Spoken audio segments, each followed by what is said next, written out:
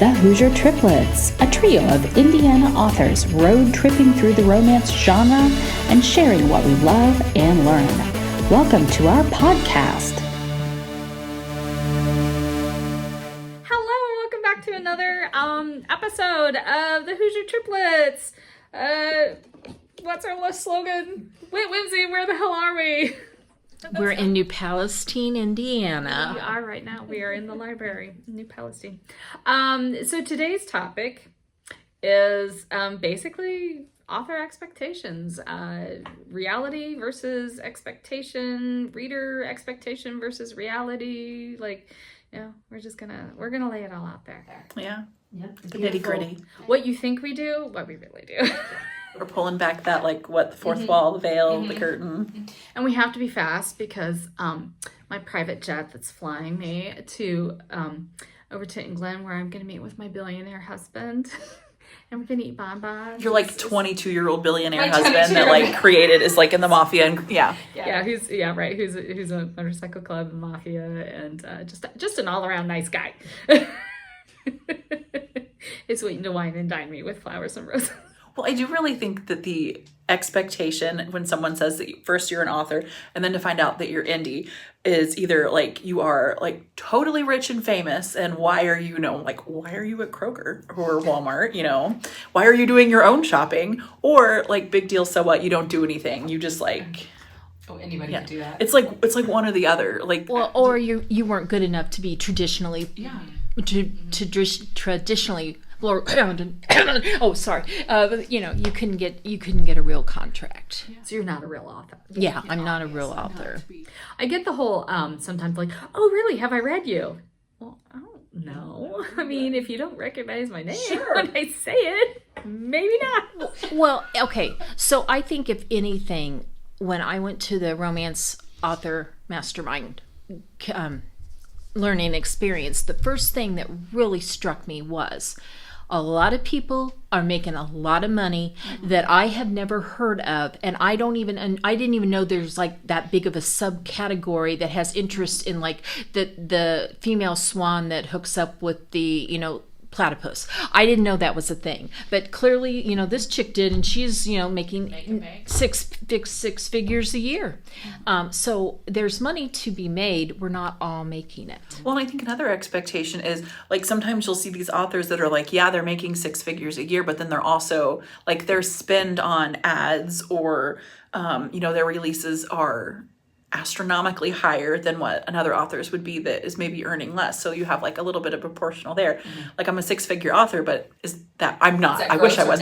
But yeah, I mean, is it profit? Is how many PAs are you having to hire with those funds to be able to do it? Mm-hmm. So again, a substitute teacher story. When I've been doing it often enough that the kids are mostly familiar with the fact that I have children's books. So there's a lot of oh, you're the one who wrote blah, blah, blah. And I'm yeah. But when it's a new piece of information to them, I have had the reaction they're so excited for me. And I've had kids be wow, you must be famous. Yeah, that's why I'm substitute teaching. Well, see, I personally, I run into that. Oh my gosh, you're famous, and or somebody has heard it. They know someone that has heard of me, and I don't know what to do with that because I'm just me. I mean, there was a period after my surgery that I didn't shower for 3.5 weeks. So I gotta go through surgery. I'm not that important, and I don't know what to do with that. I mean, famous in my living room. Really? You with your Leo energy, you're an island and you don't know. I sort of know, but I tried to not say bow down, peasant. I've tried trying to be kind. I always wanted to keep, for privacy reasons, to keep it completely separate, personal, professional life. My family sold me out hard really early on. So, I mean, the cat was out of the bag pretty early. But when my husband tells, people, they're always well, why are you still working? And I'm I'm never going to be the author that retires you, babe, because growing up in a rural area when a lot of family that's in construction, it's almost like feast or famine. Mm-hmm. If I can make 6 figures in a year, but it's not guaranteed next year, what if everything takes a crap? What if I can never write again? That would drive me insane. So, I mean, am a full-time author, but I don't consider myself the breadwinner by any means. That's totally my husband. What I make pretty much all goes back into my business at this point, because that's what this is. It's not, I had the misconception that being an author was just writing and everything else just magically happened. Oh my gosh. I think that's the biggest one there. And I thought that writing the story was going to be the hardest thing. It's not. Writing the story is the most fun thing and the easy thing. And it's actually neither of those things. Edits are a bitch, but edits are so much better than marketing or ad or like doing research, or even like, I'm not so famous. Like, I still have to schlep my own stuff to signings.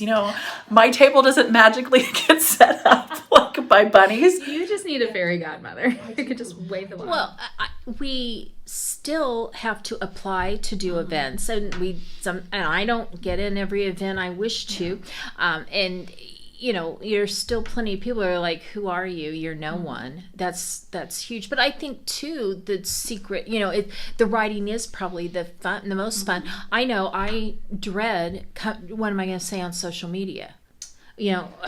Buy my book. I don't, we're not supposed to say that every day, but buy my books. But then tell them something personal. I've been writing. Yeah. The next book. Like, how often can you say that? I'm still writing. Hey, guess what? I wrote some more today. It just like, you feel like all you do is write. And so therefore the rest of your personal life is kind of boring. So why would you want to, social media post about that? I'm doing, I guess it's going to turn out to be 5 weeks and I'm not writing. I'm going back and cleaning up an old series and outlining, but no, 3.5 hours at the keyboard. So, I guess, would anyone want to hear about how I spent like 3 hours researching why my dog drinks so much water?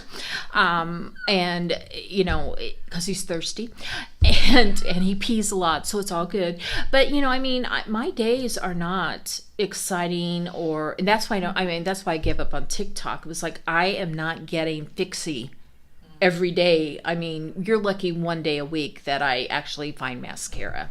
I think it's ultimately it's not as glamorous as we would like it to be. Yeah. There's a lot of hours slogging away at the computer, either writing words, wishing we were writing words, researching, thinking we should do more advertising or do some more social media posts, and just going down the rabbit hole of social media instead of actually posting. And oh my gosh, the dishes are dirty, and there's a ball of cat hair in the corner that I need to get, and there's laundry in the wash that needs to go in the dryer. But I'm almost to the end of the chapter. There's just a lot of I'm not making an excuse, but it's not as glamorous as I would have hoped. There's lots of glamour. When we go to signings, those are so much fun. And I think that's because we get to, get away from the computer and get out and talk to the readers and see our books that we've, worked so hard on. We're with our people. Yeah, we get the recognition of all of the work, and you're around people that get how much work goes into it, because it is. I thought I went into, publishing on my own realistically, and I did not at all. It's hard. It's not a 9-to-5 job. It is, even to do it like part-time hours, the amount of hours that goes into a book, it's so much. 24/7. And then it's like, it's the next book is the book that sells, but you have to be on social media. You've got to check all of these boxes. It takes time to develop like a network and your team, and things are always changing. So it's really easy to get lost in the grind, and that can take away from writing, and life always happens, and that can take away from writing. And you have to be able to balance things really well, as far as like taking care of yourself and everything else that needs to be taken care of. Well, I think it's also hard. We're all married and you guys have kids. I think it's hard for coming from where we've had jobs that were 9-to-5. And I know at my house, Mike's like, well, it's 7:00. Who's messing? Why are you on your phone? I'm like, I'm answering email. Well, don't you do those in the morning? No, I have to answer this. This is somebody, I want in on this deal, or I've been waiting to hear about this. I said, so it is 24/7. It's, and I think it is very much when the door opens, you got to be able to run through it. You can't just like check your emails once a week. My husband has made the comment, you're always on the computer. Well, yeah, I am, because, because because if you want this business to be successful, I have to keep writing, which means I have to be at my computer. I have to be putting together my newsletter in order to keep, my newsletter subscribers, who I hope are my biggest fans. I have to do the social media post or, something, so which means I have to create the graphic for it. I have to, keep my finances together. And that's been my biggest, I thought I went in, with kind of, minimal expectations. The hardest part for me has been realizing, as an indie author, I have to be the expert at so many different things. I have to be, the marketing expert. I have to be the business financial expert. I have to be, I chose to go the indie route because, the intent was, succeed or fail, it's all on me. And, so I get to, cheer myself, or I get to go, okay, better luck next time. But I didn't realize there were so many hats that would have to apply to. Well, and I don't know if you run into this, but I have found over the years that although I may be jumping on it and responding, or when, the PayPal invoice comes, I pay it. But not everybody in the food chain is as respectful of your time as you are of theirs, and you have to also get used to that and how to make your needs known and not be like, I don't understand why. You said I would have this on the 7th and it's the 27th, and hello, need it. And it's hard because I don't think all sectors respect how much being indie published takes out of you, and how you have to, if you don't stay on top of it, then it all will topple. Well, and then to be traditional, I think a lot of people like that as the brass ring because, you've got that contract, you're legitimate. But then it also is taking a lot away from you. And to me, that was always the downside. I don't want to have to just accept the cover that's been made, or have to make these drastic changes to something that I've written because it wouldn't work. And I know myself, I wouldn't be able to change something that I wrote that was tantamount to the story. I couldn't make it make sense. Love the story, but can you change the location? Instead of two guys, it's going to be a guy and a girl, and instead of them in space, now they're in Texas and cowboys. Yeah, but we love it. I have trust issues, which is why, as far as I realized last year that I need to start farming things out that I do. But it's finding the time to find the right people, and then being able to communicate that, and then being able to actually let go of the things that I want to give away is, I have not successfully done that yet. I haven't been able to straddle that fine line. Well, and then also, I know you get what you pay for. So that is also, I don't want to undercharge someone. And then it's another thing. Sometimes it's depressing when you look at your return on investment of a book that you're doing. Because even for me, if I have a really, really good sales month, if you were to break down all of the costs, it's still a pittance, And I'm okay with that because I'm building it as a job. And I always say to myself that I'm building my empire, and I know that it's going to take a while. And every year I have been doing better, but the marker moves, and I'll meet these goals, and it's awesome. I'll have a lot of non-financial goals because I think I've always been too afraid to set that I want to make, the 6 figures, because then if you fail, then what does that mean? Do I have to quit? Mm-hmm. And I think a lot of that doesn't go into it. I think it's easy for people to go indie and be I'm going to hit the charts with this one book, because we always want to believe that fairy tale from the authors that have had that happen. But those are the exceptions. That's not the rule. Absolutely. And I never want to dishearten a baby author, but it's also don't be disheartened when the first thing doesn't take off, because when you do have those authors that have done indie and gotten the contract in big, it usually wasn't they released it and then the next month they had these contracts. Sometimes it's been years, and they've written several books, beyond that. And I don't know, I think that's a big discrepancy with expectation and reality. Yeah, I tell people that it's a long game. So yeah, like you said, as long as we're moving forward and we see continual progression. But then again, it's also like, ooh, last year was better than the year before. So then it's like, okay, but if we're still not reaching our personal expectations, at what point, it's kind of like being addicted to gambling. It's like, oh, if I just put one more book, max bet, one more book, that's going to be it. That's going to get me the cherry. That's going to get me the, so then it's like, but I got some more, I got more readers, I got more sales, max bet. And then it's like, at what point do you have to just go, okay, cut my losses, and go home?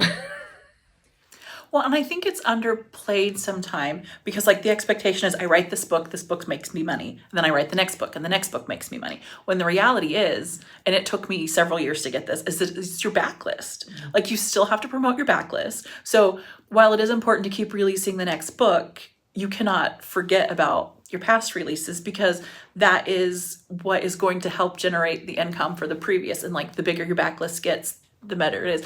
So, I mean, for me, I wish I could rapid release. I struggle. Releasing is hard because there's a lot of things to do. Like we all have a lot of hats to wear, but I don't want to sacrifice quality for having a higher quantity.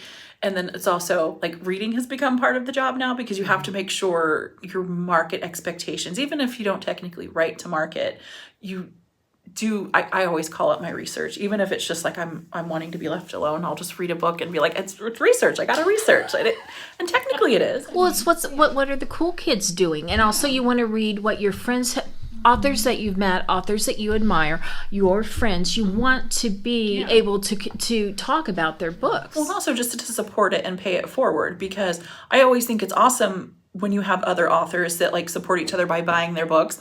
I know I will buy books from authors that it may not be a genre that I read or that I want to read, but like I want to support and be helpful in the community and pay it forward because I think that's important.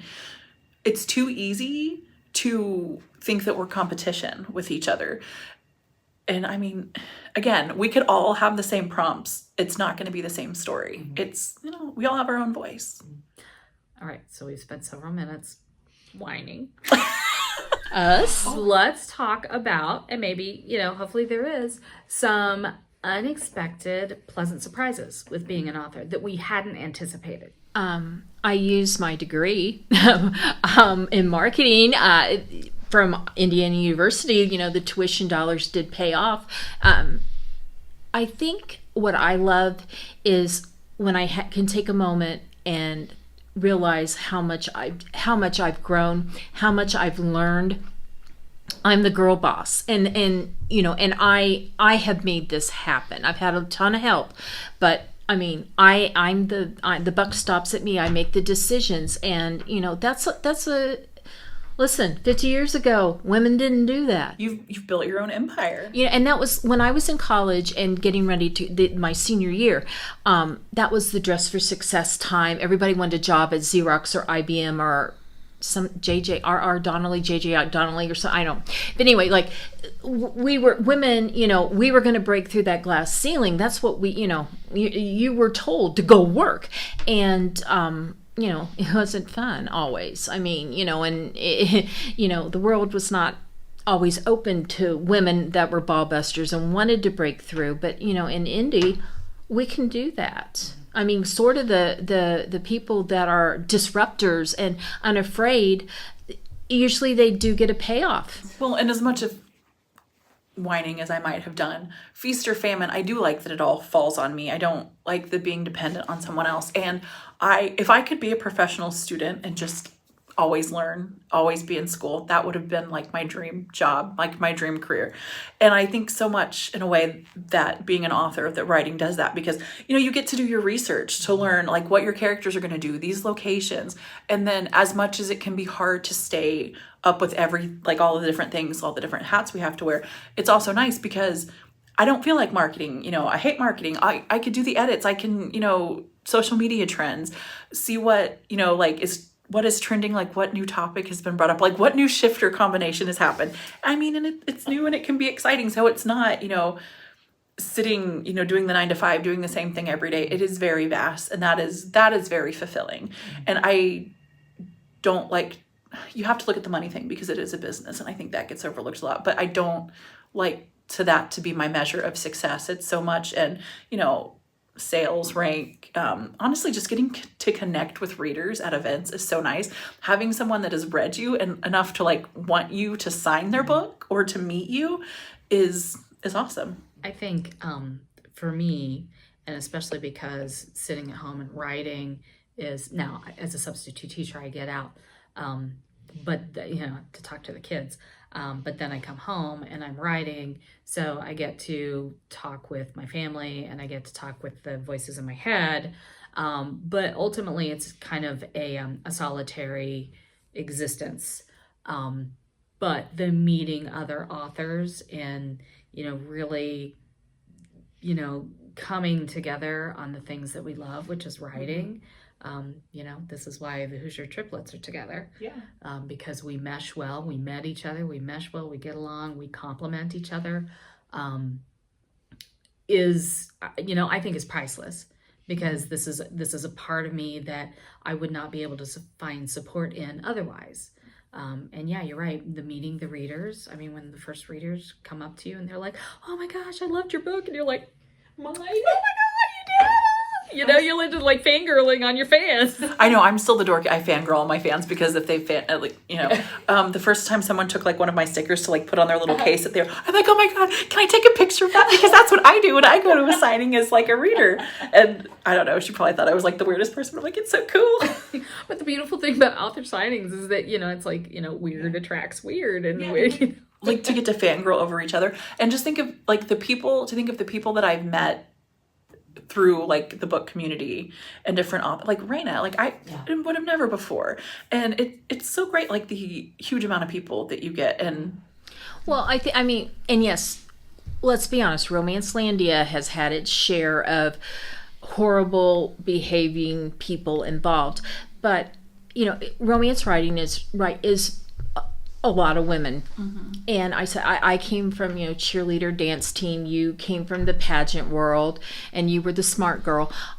We don't always have great experiences with our sisters. I mean, listen, women are bitches. And especially in a competitive setting. And as much as we can talk about, we love writing, but still, we know who's above us and who's below us. Don't let anybody tell you differently. But you do meet wonderful people that are nice and generous with their information and their time. It's what keeps me going, and it makes me proud that I'm a part of this. Mm-hmm. I love that as a genre specifically, we you're gonna have the people who are trying to cut your knees off, but as a genre, we're very supportive of each other and, uplifting and cheering. Yeah, there's always going to be like the downside and the bad side of things. But yeah, with romance, it is a very much like it's a huge family, and they're very supportive of each other, which isn't always the case. Even when there is a little bit of infighting, I think the big causes generally, things. Well, I bring up Ram, but our first day we have breakfast and we ran into Zoe Blake and Alta Hensley, and within 10 minutes, Zoe and she are showing us what everything we're doing wrong with our newsletters and how we can fix it, but in the nicest way. Absolutely, and they took time telling us. It wasn't just like, oh, just you'll get it. It was like, no, and or let. Hit me up, I will tell you more. And and I run into that a lot. I don't think that's talked about enough. And I hope it never gets to the point where everybody's information hoarding and they don't want to share. Gatekeeping, I don't think is I haven't encountered that. I've been really lucky. You have helped me a lot, Melanie, as far as like getting me in like connected with the right people and done a tremendous amount for my career. I honestly don't know if I would still be here without your help without the trips. It's nice. Yeah. This is definitely something where you need to find your tribe, and that is so hard when you're starting out because you don't know what you don't know. Mm-hmm. So that's. And you don't know who your people are. Yes. And it's easy to find people who, can get you so far, but then you're also going to find people who, end up not not having your best interest at heart. Right.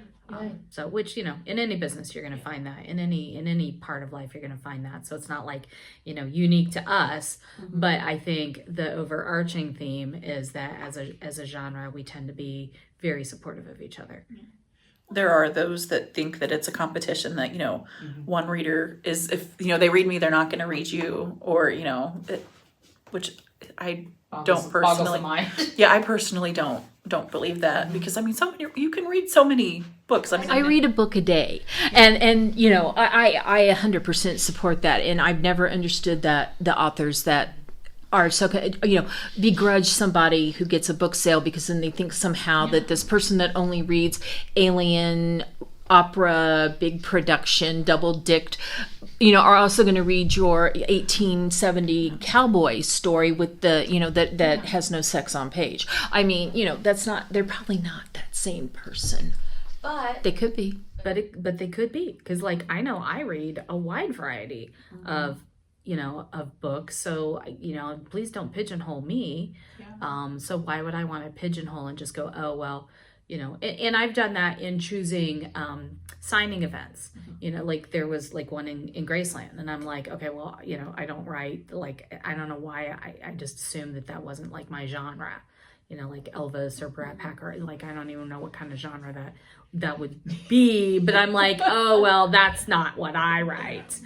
So I chose, I'm like, I'm not going to do it because, those just aren't the people who would read me. And I'm like, okay, well, that was really kind of stupid because, I'm putting them in those, readers in that area in pigeonholes. I think though in this career, we learn the most from our mistakes, and we all make them, and and there's no way we won't make them. Things are changing way too rapidly.